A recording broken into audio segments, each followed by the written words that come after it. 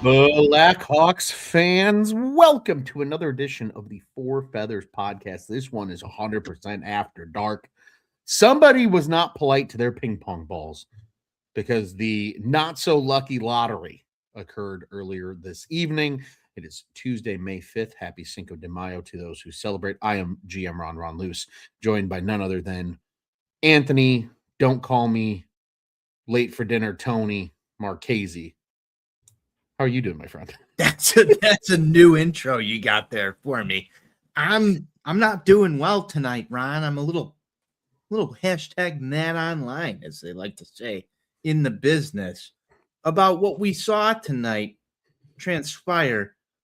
I don't know who was mean to the ping pong balls, but it wasn't me. I think I sent the first message into the Four Feathers group today and said, everybody be nice to your ping pong balls. I think I was ahead of schedule. And Ron, as you know, it's a different day when Tony Marchese normally is the first one to send a message into the Four Feathers group chat. So I don't know, maybe I threw some stuff off. I'm a little mad at myself for that. What's happening here? This is a worst case scenario. I'm the hashtag mad online. And you are not alone, sir. And there's quite a few, including our good friend, Mr. Blackhawks Cowboy. If you haven't seen his online tirade, do be sure to check that out. It's been a good one. It's been passionate, and that's why I say it's a good one. And we appreciate passion in these parts. Hello, and a happy Tuesday to you as well, Daniel Barry Sports Highlights. Tone, you mentioned it. Matt Online, worst case scenario, kind of some of the buzzwords here tonight. Speaking of buzzwords, that's going to prompt one of these. What are you drinking tonight, Ron? I got a little, I'm sad because the Hawks are picking fourth juice is what we call it. But Tony. What do they put in that? Is that like a premium cocktail? No, that's like a Members Mark bourbon that was like $10 at Sam's Club. Hey, it works. Whatever gets the job done. Whatever gets the job done. And speaking of a job to be had, the Blackhawks will pick fourth in the upcoming draft lottery. So, reminder to everybody, technically speaking, this was one of the most likely scenarios. There's about a 70% chance the Blackhawks would pick third or fourth. That's just kind of the way the odds work. Regardless, they still had plenty of chance to get one or two. They were pretty much a ping pong ball away in either cases. Ultimately, though, it's in another Original Six franchise that will pick first overall. The Toronto Maple Leafs win the draft lottery. What a year for them to win it after the debacle. Tony, we haven't had a chance to talk about this yet because this is still super fresh. Doesn't pertain to the Blackhawks, but it pertains to the NHL. Did you see the John Chayka press conference in Toronto for his hiring? I did not, Ron. You're going to have to fill me in on this. This is live news to me. So we'll get to that here in a second. We'll keep pushing through some of these odds real quick. We'll revisit the Toronto stuff here in just a hot second. But Toronto will pick first. San Jose will pick second. They come up from the ninth worst, best, whatever you want to consider it, odds to ultimately get the second overall pick. So as a result, the first and second teams finishing in the standings, which are the Blackhawks and the Vancouver Canucks, all shift back 2 spots, hence why the Blackhawks will pick fourth. According to Kyle Davidson, he was made available to the media after this. He said, quote, "We're going to get a really good player pretty much regardless when it's all said and done." And we've got official Oski Wow here in the comments. This is bullcrap. He says, "We will never be good again." And I think that's kind of the general feeling right now, Tone, of Blackhawks fandom, is that the sky is falling. Don't get me wrong. I'm pissed. I'm a little more, I think, put out than pissed, Tone. Like, I feel like I got kicked in the dick more so than like I want to go punch a hole in the wall. But it's a real bummer in a year like this where the Hawks put themselves in a good position to have a shot at that pick. And the new lottery system is continually showing that it really doesn't fucking matter if you finish all the way toward the end of the standings, because quite frankly, outside of the Sharks and the Blackhawks not moving just a few years ago when Macklin Celebrini and Artem Levshunov went 1-2 in that draft, There has not been a case where the two worst teams stayed at 1 and 2. In fact, almost all of those teams have moved back. Your feelings, Tony, and just kind of where your head is at, again, circa 5 hours now post NHL Draft Lottery. Hey, this is why we sat on this podcast all year and talked about why winning is important, why building a winning culture is important, why we didn't care where this team would finish in the lottery standings. You could have been Toronto, right? Like, you could have been the San Jose go Sharks. back to our games we want backtracker. Win some of those games. You could have finished 9th, 10th, somewhere up there, and still wound up around where you were going to be picking in this draft. I think we've said it all season, and this is why I've literally fucking said over and over again, I want this team to figure out the way to win hockey games. You said it too. I'm kind of mad. The only reason that you wake up on NHL Draft Lottery Day and think your team has a shot to draft a franchise-changing player is because your team fucking sucked all year. We've been through that now 4 times. I wasn't exactly happy with Kyle Davidson's remarks. I don't think that they're out of pocket. Sure, they're going to draft a good player at 4 overall, but the feeling around the franchise would be totally different had the ping pong balls gone a different way right now. Definitely. And I think it's okay for the fans, myself, you, everyone else listening to this show, to be a little upset. You finished in the second worst spot again, and you've done this over and over. And guess what? It doesn't pay off for you. That's a shitty feeling. Most definitely. And Tony, I'm glad you brought that up because you and I sat here at the beginning of the season when everybody was Team Tank. Remember this, right? There was receipts. There were a lot of people who were Team Tank. I told everybody, I said, hey, like everybody's Team Tank, and the feelings are out there. Let's get to a couple comments here. Pistol Petey, the Hawks suck. He wishes they didn't, but Chicago sucks and hopes that they don't waste Bedard. I agree with that statement. I hope we don't waste Bedard. For sure. And nobody does.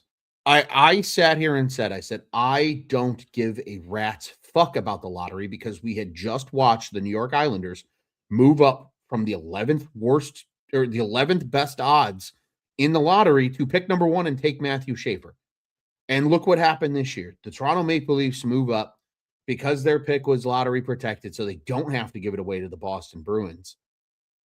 And they're going to pick number 1, and they're going to get somebody to maybe replace Austin Matthews. Surely at least add to Austin Matthews, ideally, for this season. And look at San Jose, Tony. A perfect example of they were better. And the Hawks were trending that way. We saw it a little bit early in the season. And obviously there was some bad luck involved. And it's, it is what it is at this point. We can't rewrite history.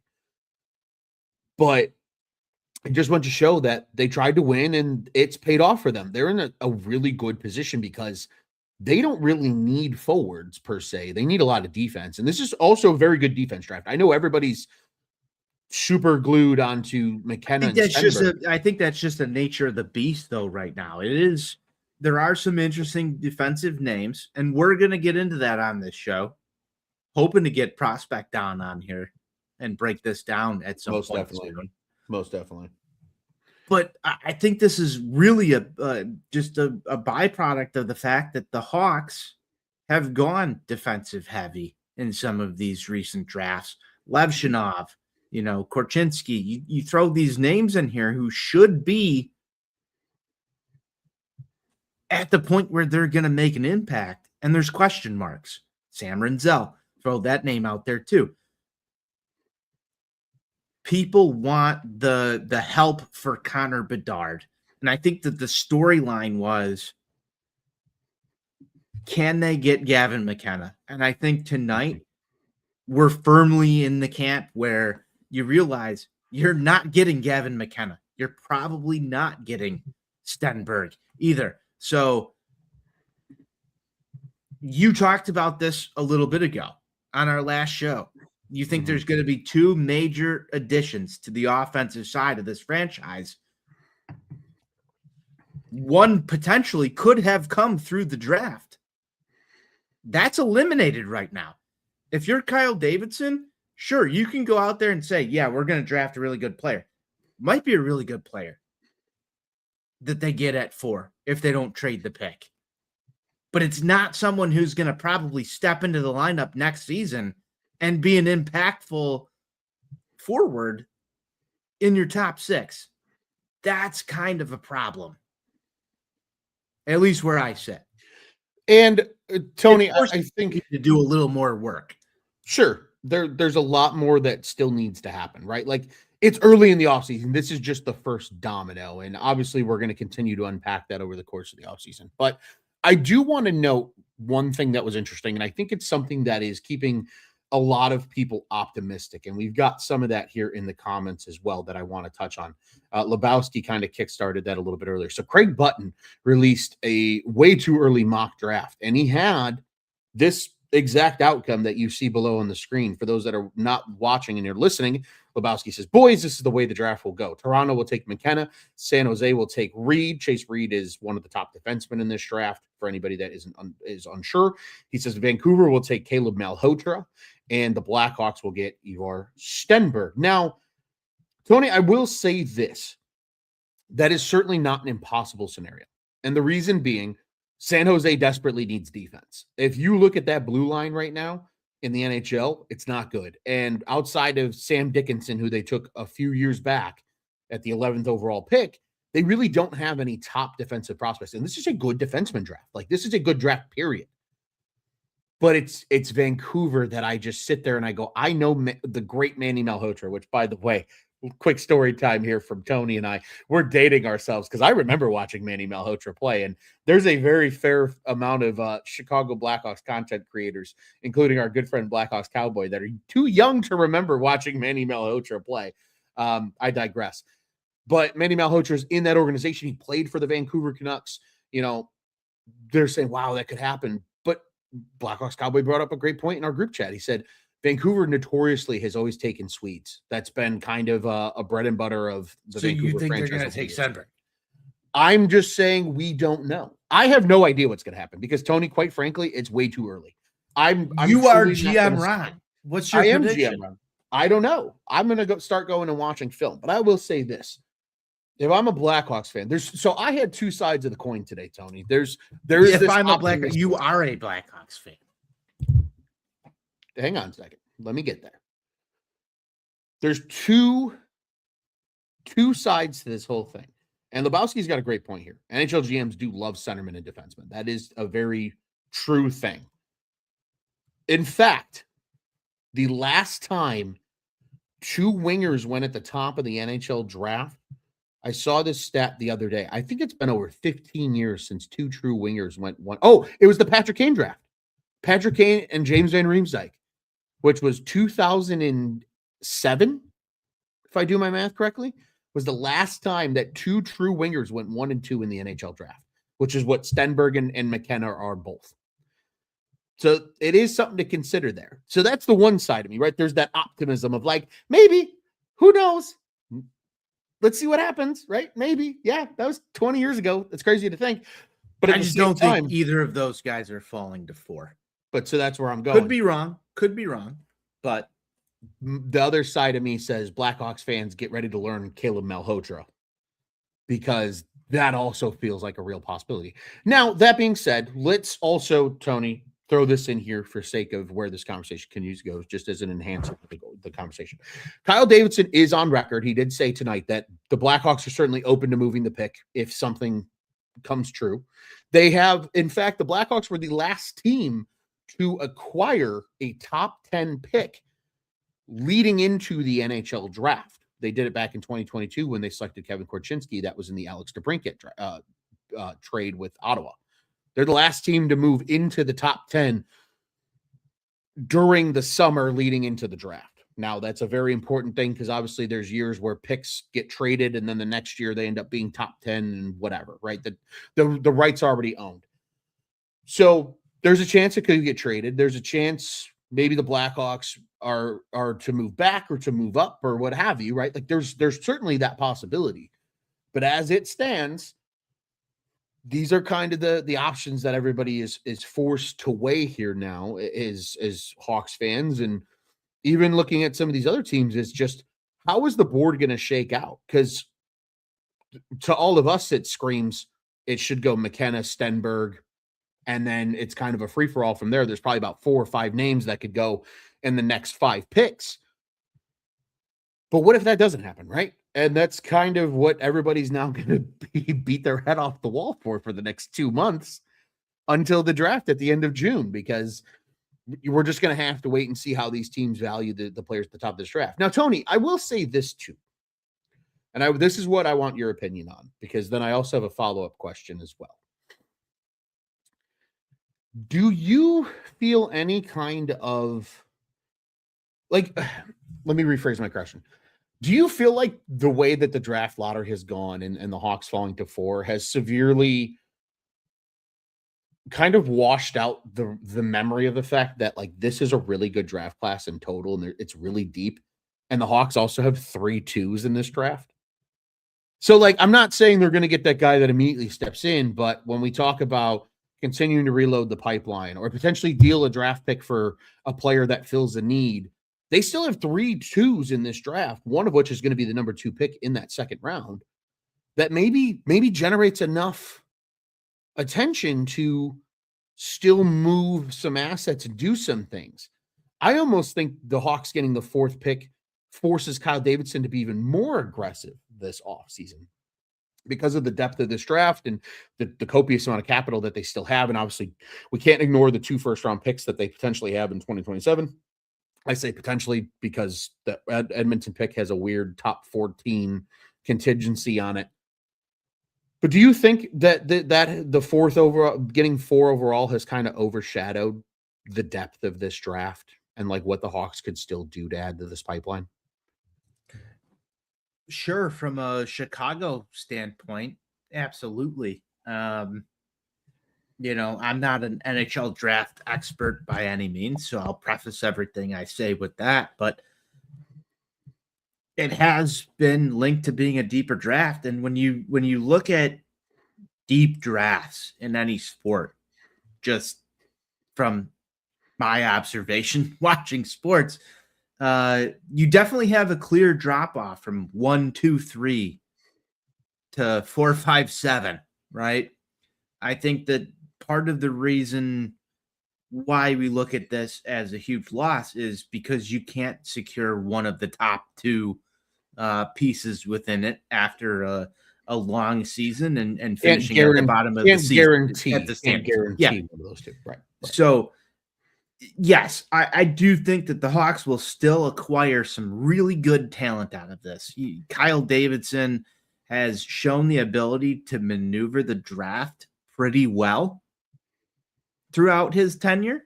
I would say that. I don't agree with all of his picks on all of those. I guess I'm on record on this show advocating for Ivan Demidov over Artem Levshinov, but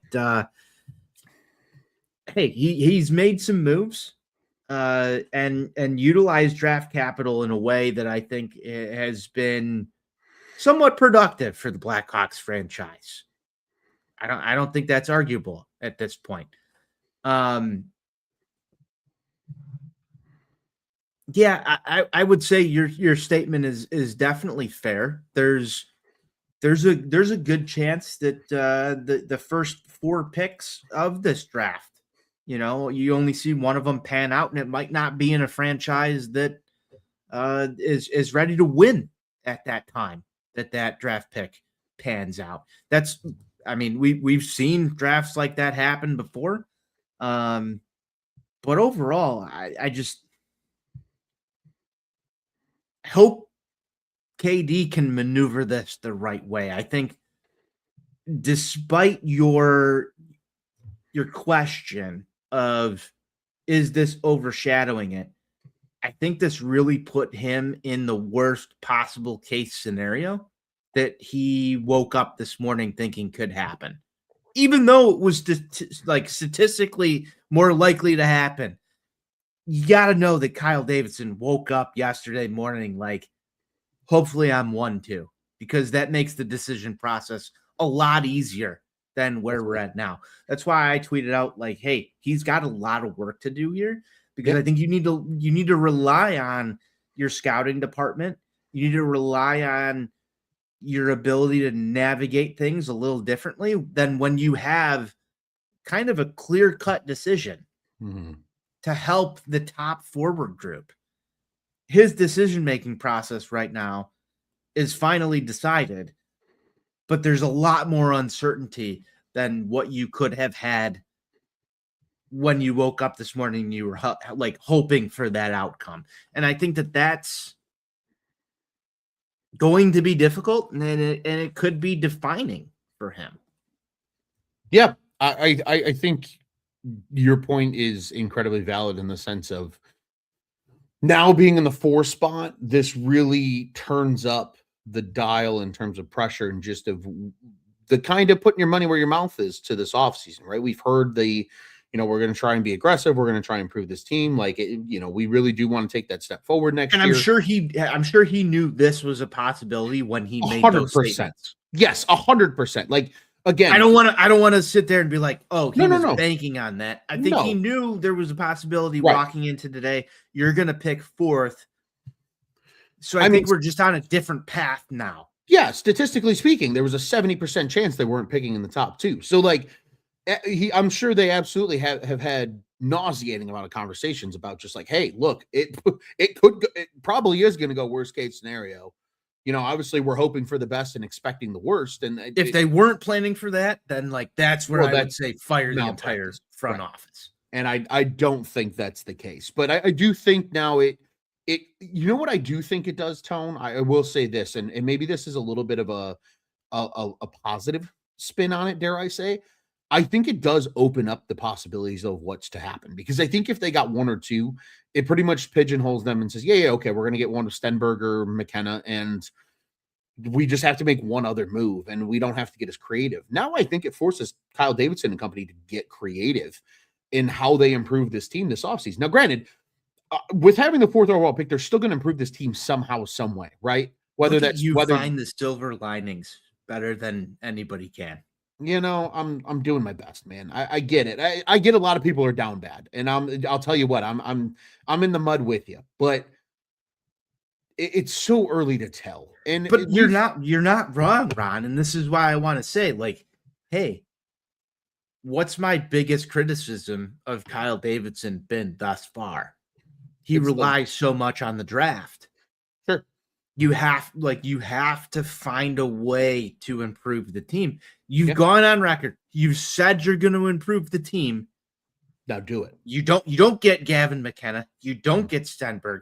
Your roster was not able to overcome injuries. You've got a lot of young guys. Figure out a way to make it happen next year. I don't think you're wrong. Yeah. Maybe that forces him into being a little more aggressive. 100%. And we talked about it on the last show. It's not going to be pretty either. No, it's probably not. People are not going to like the way that he has to be aggressive if it's 100%. Done right. Yeah, I agree. And you know what, too, and just kind of throwing this in there because it's been floating around, especially in the last, when we recorded, it was Friday. So 4 days? Now that Roman Kancerov's season is over, there was he's not fully sure if he's coming over or not. There's no guaranteed answer. I think KD's working that angle now of like, hey, kid, come on. You're going to have a hell of an opportunity. Like, you're probably going to play in the top 6. You might be on the second line, but you're going to get every opportunity to be a legit everyday NHL player. Come be a part of that, right? And I think they sat back and they said, depending where we get our draft lottery spot, here are the 3 or 4 different directions from each of those spots we can go with it. And now I think it's going to be fascinating to see. The GM side of me here says, man, this is going to be hilariously just kind of wild to watch now because we really don't know what's going to happen. And yeah, this is a great point, right? But it's like, okay, what happens next? Tone, a quick question here from Field of Vision. He says, you see Toronto taking McKenna, no question, or they trade the pick for players or a lesser pick? They're taking McKenna. They're taking McKenna. And here's the reason behind it. So this is a perfect segue back into our Toronto stuff here before we get to our final question and then our segments to close this thing out, Tony, because I got to fill you in for those that didn't see it. I think Pistol Petey saw it because there was a mention in the comments here to I don't know who he said it to, but there was a mention to Keith Pelly in here and it made me laugh. So the CEO of Maple Leaf Sports Entertainment, MLSE, which owns the Toronto Maple Leafs and a number of other sports franchises in the city of Toronto. He sat up there with John Chaika and Matt Sundin. Matt Sundin represented the Maple Leafs tonight on the Draft Lottery broadcast. They are kind of the new head of the front office. So for those that don't remember who John Chaika is, Chaika was the GM for the Arizona Coyotes for a hot minute. He was 25 years old when he got the job, or well, at least when he was hired as assistant GM. I believe he was 26 when he got the GM job. The first draft he was there, they got Clayton Keller and Jacob Chychrun. Everybody's like, wow, maybe this guy knows what he's doing. And then every draft since then, they've kind of pissed it away. He gets fired. He had some scandals attached to him as well. Arizona lost draft capital because they were illegally working out players at the combine. He got personally suspended because he was trying to get a job with the Devils, even though he was still employed with the Coyotes. And he's always been kind of like an analysis, AI numbers nerd kind of guy, even though he has a hockey background. Like he played like major junior hockey. So he's not like totally clueless about the sport, but he very much has like a business pedigree and a business background. So he sat up there with Keith Pelly and with Matt Sundin and the Toronto media, which Tony, I thought Chicago had rough media. I think Toronto is far worse. And I got some good insight into this too, because one of my favorite non-Chicago sports podcasts to tune into every once in a blue moon, especially when big topics happen, is the Steve Dangle podcast with himself, Adam Wilde, and Jesse Blake up in Toronto. They heavily cover the Leafs. Obviously, Steve Dangle does the Leafs fan reaction videos. If you haven't seen those, they're wildly entertaining. Highly recommended, especially when they lose. They're extra funny. Sometimes if you need a good laugh, they're a good place to find them. But they were talking about this and how ruthless some of the media is. And some people in the media have like reputations for certain. Tony, I will send you this for your own personal enjoyment after the show. But for those that need to see this, let me put it this way. Toronto, they wouldn't give a straight answer on anything. I think Chaika and Sundin did fine on their answers, but I think Keith Pelly was in over his head and just kept getting more and more pissed off throughout the course of the thing.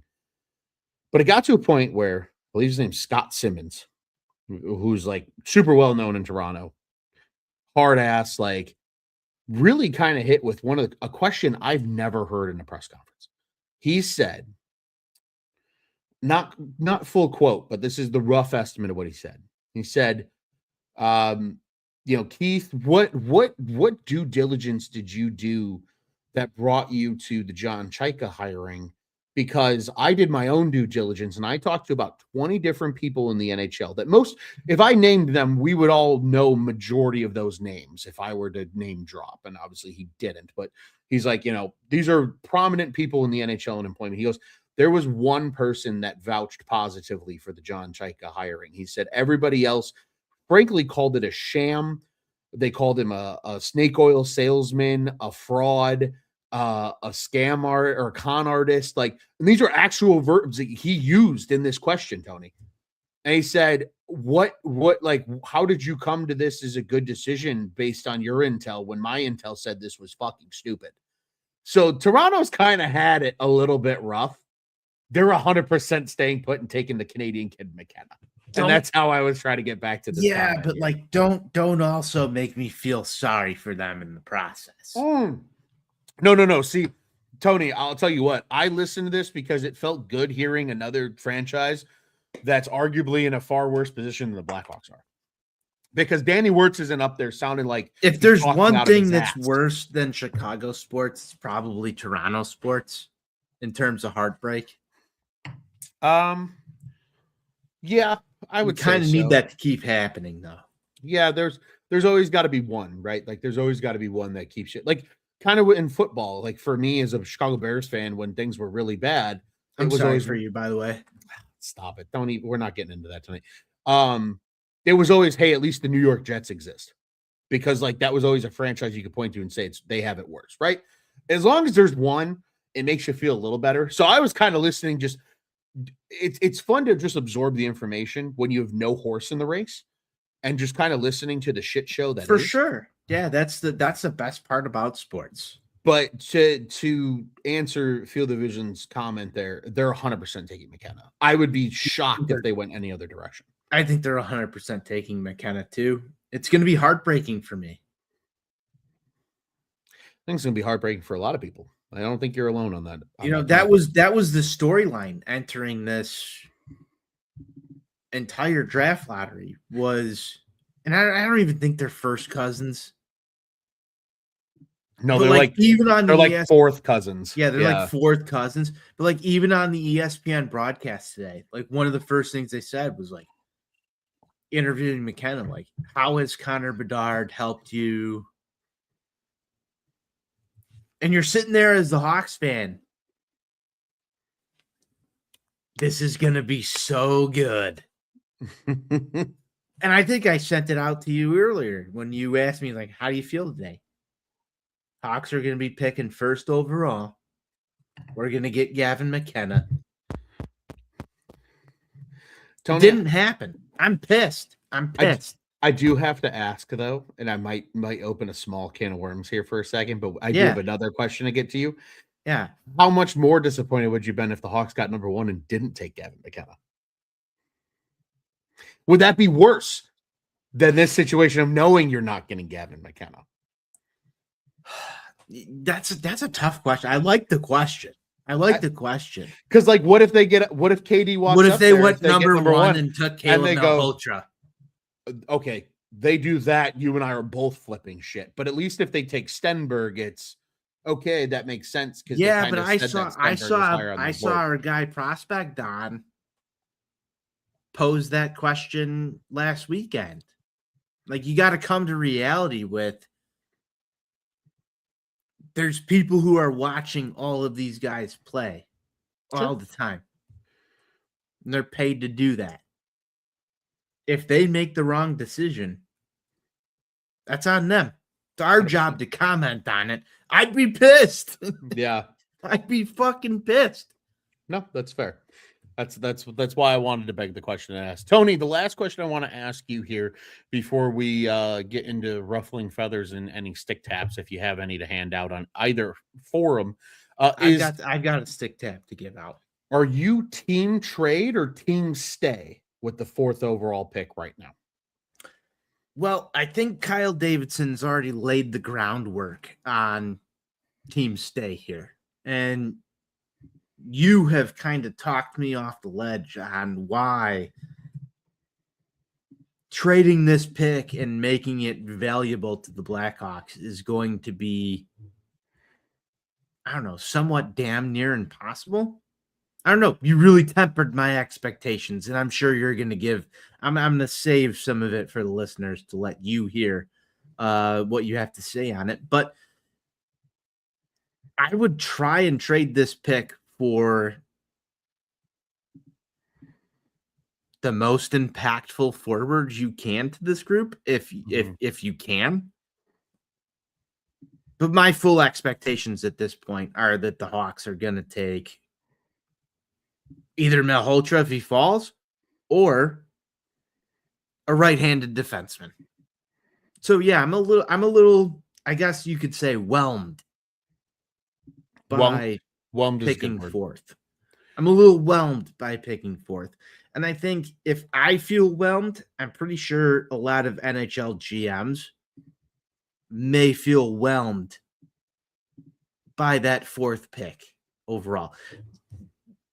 It could be a great draft class, but none of these kids in any draft class are proven assets. It's a lottery ticket. It's true. Even at number 1, right? Like, Ron, how many times do we sit here and find accounts that'll sit there and say Bedard's a bust all the time. all the time. So who defines this shit? It's true. It's fair. Who defines it? Nobody does. The 4th overall pick will be fine. Is it gonna make the rebuild go faster? No. That's Kyle Davidson's job to figure it out right now. 100%. Because he's the one who said, we're going to take the next step. Yeah. And 2 words for you says here, trade a 4th overall pick on a rebuilding team. Yeesh. It would depend on what you're trading it for, right? Like this isn't just, go ahead and just trade it for anything. You need to get a borderline franchise altering player. Now, this is where it becomes a fascinating discussion, especially when Toronto's sitting there at number 1, taking Gavin McKenna. Is Toronto now all of a sudden maybe a little bit more willing to part with a Matthew Knies, especially if it's the 4th overall pick? Are they willing to part with Matthew Knies, or are they willing to double down on everything they have because you're going to inject Gavin McKenna? Right. So, but I think it creates, again, the kind of the interest here. So, Tony, I will take everybody down a little bit of a rabbit hole that I went down earlier, and just to why I think, barring something borderline unforeseen, the Hawks are going to stand pat and take a player at this number 4 overall pick. And here's why. You have to go all the way back to 2013 to see when a player or when a pick was dealt on draft day in the top 10. That pick once belonged to the New Jersey Devils. It was traded to the Vancouver Canucks. The New Jersey Devils sat back and love that comparison of Chase Reed. And again, this is a deep draft. If Chase Reed becomes a Seabrook-esque player for the Blackhawks, that's awesome. You love that. They could potentially need a right-handed defenseman, right? There's a lot of what ifs that go into that. But back to the rabbit hole. The New Jersey Devils traded the 9th overall pick to the Vancouver Canucks for then Corey Schneider to become their starting goaltender. We're going way back in the way back machine here.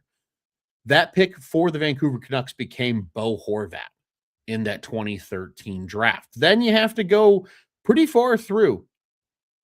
The Ducks made a trade. Ottawa traded their pick to the Ducks that ended up being the 10th pick, which became Nick Ritchie in 2014. But that happened before the draft and happened in a subsequent deal. 2015, none of the top 10 picks were dealt. 2016, the same exact thing. 2017, the 7th overall pick was dealt to the New York Rangers from Arizona. That was a terrible John Chaika trade, speaking of a guy that we already talked about on this show. 2018, same thing. Nobody guy dealt. that is self-aware. Super self-aware. The 4th overall pick in 2019 was dealt from Ottawa to Colorado. If I remember correctly, that was dealt for Matthew Duchene. But that happened well before it became that pick. So that was just luck for Colorado that pick became a top 4 pick. It became Bowen Byram. Same thing goes for Ottawa's pick at number 3 in 2020, which became Tim Stützle. That was a part of the Erik Karlsson trade that San Jose originally made at that time when it was all, or maybe not. That was a wild trade when it went down too. That was a long time ago trade for sure. Vancouver traded their pick to Does Arizona. Blackhawks Cowboy remember it? Probably not. We're dating ourselves here on the way back machine. Dylan Gunther went 9th overall. That was a trade from Vancouver to Arizona. If I remember correctly, that could have been the Oliver Ekman-Larsson deal that made that pick happen. The 6th overall pick in 2022 went from Chicago to Columbus, but that was part of the Seth Jones trade a year before. So that was kind of one of those weird ones. As I mentioned a bit earlier in the show, Ottawa moved their pick to the Hawks at number 7, which became Kevin Korchinski. But that was also done in the summer of leading up to the draft in the Alex DeBrincat trade. No movement in the top 10 in 2023, no movement in the top 10 in 2024, and then no movement again in the top 25. So again, the top 10, you don't see a lot of movement. Outside the top 10, totally different animal. There's a lot of fucking movement that happens in that like 11 to 20 range. We see it every single year. But very rarely do top 10 picks get moved. And if they do get moved, they're moved far enough in advance where the pick becoming a top 10 pick is fortunate for the team that acquired the pick. Very rarely do we see those picks move just So before. you don't think the Hawks are going to be able to pull one off this season? I'm not saying they wouldn't be able to pull one off. I just think it's unlikely. And here's the reason for that. I think a lot of teams truly do fall in love with players in the draft. I think that's just a general rule of thumb. Now, who do you think the Hawks have fallen in love with at number 4? I don't know. I genuinely don't. I think it's too early to tell. But what I do think is there's also gut feeling, Ron. Who are we getting? I don't know. I really don't know. But here's the thing we have to remember, Tony, and this is also another reason why I don't think we see top 10 draft capital moved around a whole lot. In the NHL, unless you're a top 1, maybe 2 pick, very rarely do you step in immediately as an 18-year-old and make a difference. So teams that have the capital to potentially move up or move on from a player to try and move up, very rarely does that happen unless they're entering a rebuild and they're willing to be able to be patient with that player. You're not seeing a team like, let's say Toronto, right? Hey, we lucked out. We got the draft lottery. We're going to inject McKenna into this team that we think can still make the playoffs, and we're going to go get it. If you're them, why are you trading Matthew Nyes for the 4th overall pick for a defenseman that's probably not going to see the NHL for 3 years?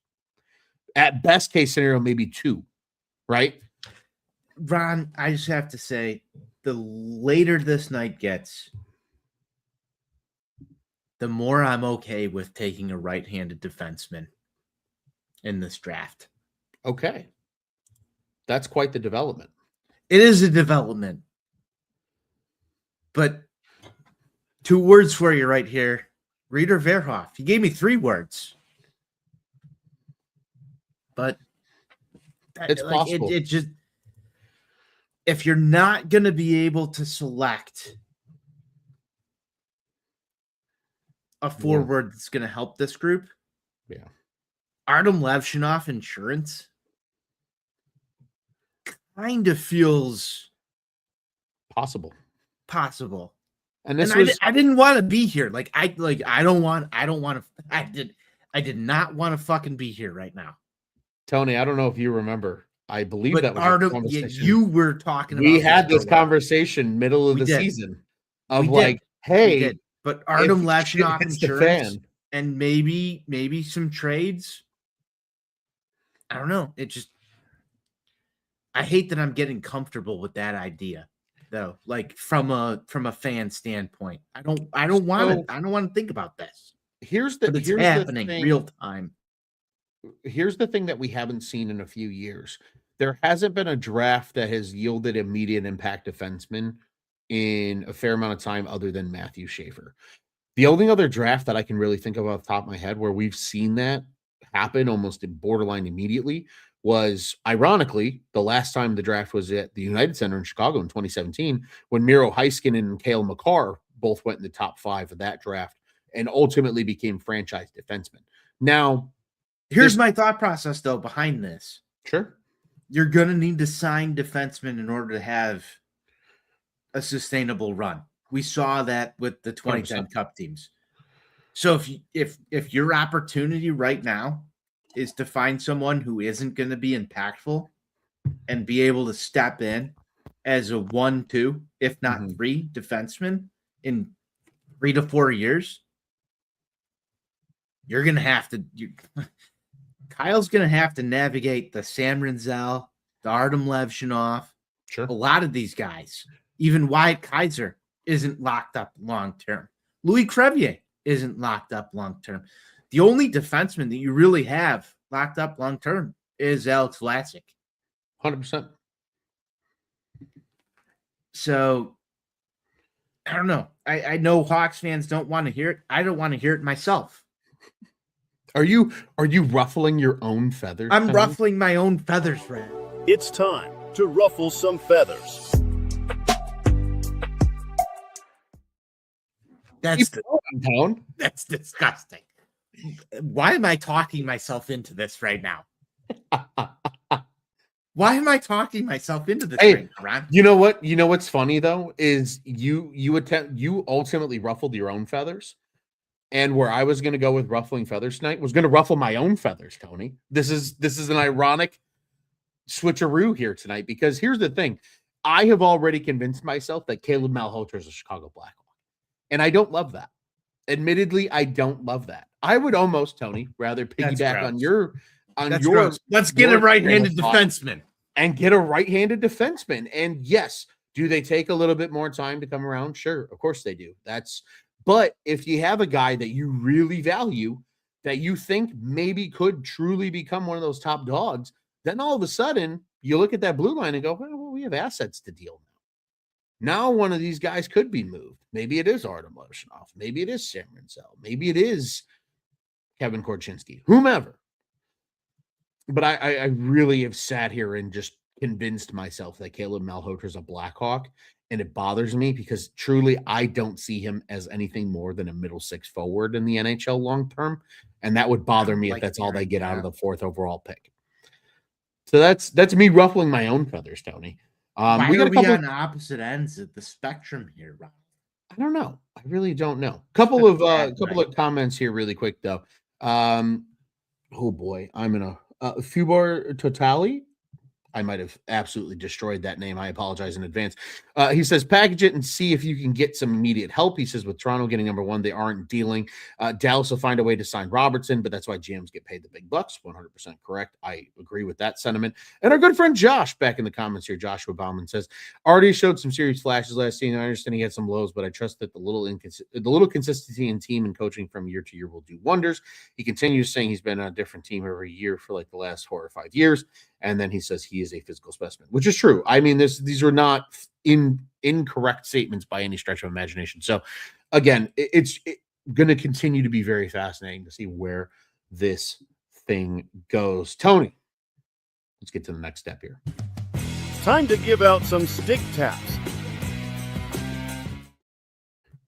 Tony, the floor is yours. Stick taps. Totally forgot who I was going to stick tap earlier. Being honest. That's okay. That's okay. Hey, I'll tell you what. Things happen. It has been a long day for Four Feathers podcast. Hence why we are recording at 20 minutes to midnight Central Time. Some of you might be in the Eastern Time Zone listening to us on Wednesday because it's that late. No, I remembered mine. It's our guy, the Prospect Don, at the Prospect Don, Anthony Donati. Man, he showed up to his stream today in like a suit coat. Yeah, he was showing off his new draft lottery prospect whole thing that he built over there at draftprospectshockey.com. Big friend of the show. He's been doing some really good stuff. I know everybody goes to tankathon.com. You run your draft lottery simulators. Go check out Draft Prospect Hockey. Donati's been building some good stuff. Can't wait to get him back on the show. Ron, I don't know if you've checked it out, but his website's pretty legit. I will certainly be. I know you're a big cap friendly guy. Go check out what our guy Donati's been building. It's been really cool. I miss cap friendly, but I will be in the weeds of our good friend Prospect Don's website in the not so distant future for sure. Tony, I will give out a random stick tap here. It's actually a name we've already mentioned. It's not Blackhawks affiliated directly. I've already mentioned my enjoyment and appreciation for Steve Dangle. Steve Dangle also has a special needs sister, so there's a very identifiable part of me that can relate to Steve Dangle, and watching him be a content creator long-term for covering the Toronto Maple Leafs has been cool. They did a live stream for the draft lottery tonight, and the reaction of watching them get the number 1 pick was quite hilarious to enjoy. So a quick little stick taps out to them. A friend of the program, yet to be a guest, but friend of the program, Mr. Mario Tirabassi, responded to to their tweet, and with the Jordan, I love you but fuck you to Larry Bird meme. I think that's a very fair way to feel toward Toronto fans, especially toward Steve Dangle, because again, love the guy, but damn it, son of a bitch, they got what we wanted, and it's a bummer ultimately to see that be the case. So that's where my steps go. Another stick tap to the comment section tonight on 100%. It's been fucking awesome. Thank you for hanging with us. Absolutely. this Blackhawks almost therapy session. We like to talk Blackhawks. That's why we do Four Feathers podcast. So thank you to Lebowski, 2 words for you, Josh, Foo, Bar, Totale, everybody else who's been in the comments tonight on YouTube. Thank you for hanging out with us and talking Blackhawks hockey. 100%. The comment section has been electric, especially for this late on a Tuesday night. It is definitely appreciated that everybody has tuned in with us. Cinco Tony, de Drinko, baby. Cinco de Drinko, at least for 20 more minutes before it is officially May 6th, and then there's nothing to celebrate anymore. Tony, what's on tap next besides maybe a few more Cinco de Drinko drinks for a few individuals out here on a Tuesday night? Upcoming items. For us, it's going to be some fun content, getting prepared for the draft, all the good stuff like that. Otherwise, it's the NHL Draft in Buffalo, New York on June 26th and 27th. As we know, the Hawks will now pick 4th overall in that draft, at least as it stands. Things can change certainly between now and then. We'll have to see what happens. And then, Tony, following that, my Christmas morning, July 1st, NHL free agency opens. And then we're really in the heart of the offseason and getting a feel for hopefully what this Blackhawks team is going to look like come October when puck drops on a brand new season and all is said and done. Kyle Davidson and company will be plenty busy over the next 2+ months here with all the off-season items that are on the horizon. It's not so lucky lottery, Tony, in this season 7, episode 23 of the Four Feathers podcast. I want to turn it quickly back over to you. Any final thoughts before we sign off? Final thoughts. Hey, this was the worst possible case scenario that we could have been experiencing tonight. I sent a message to Ron this morning, and I'll send the same message to my listeners. It was going to be so nice to fall asleep with the number 1 overall draft pick in the 2026 NHL draft. And that's what I was expecting. Hey, you got to speak it into existence, right, Ron? Amen to that. You have to. I'm upset. I know you're upset. Ron will talk you out of it. I want to talk about all the bad things that can happen. That's why you tune into this show. Again, thank you to everybody who listened. Ron's here to tell you why it's all going to be okay. I'll tell you why it won't be. It's a little good cop, bad cop here at Four Feathers, and that it makes it fun. It makes it fun. It keeps it entertaining. It keeps it light, and it keeps it engaging for everybody at home. If we just agreed with each other, it wouldn't be fun.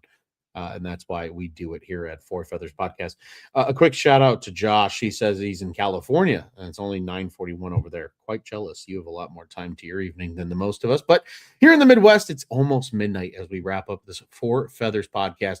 The not-so-lucky lottery Blackhawks get the 4th overall pick. Don't kid yourself. It's still early. It's still early. For you, yes, it is. It is still early for the Night Owl, Tony Marchese.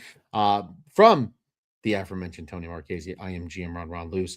We appreciate every single one of you tuning in with us for this episode. Going forward, we can't wait. We're going to have plenty of guests coming on. We're going to talk plenty about the NHL draft as that approaches here toward the end of June. I am looking forward to starting my own research as all gets going here in the coming days and weeks. It's going to be a lot of fun. We got a lot going on. And yes, good night, sweetheart, as we signed off here from the Four Feathers Podcast. Tony, as always, at Four Feathers Pod on the socials. Head over to YouTube at OnTap Sportsnet. Like, subscribe, hit that bell button. You know when we go live, and all of our other great shows go live as well. Be sure to head over to OnTapSportsnet.com as well to find out what's on tap in Chicago sports. We appreciate you. Give us a 5-star rating if you love us. If you listen to us on podcast, we appreciate that as well. And Tony, it's almost midnight, but let's go Hawks. Fuck the ping pong balls and let's go Hawks.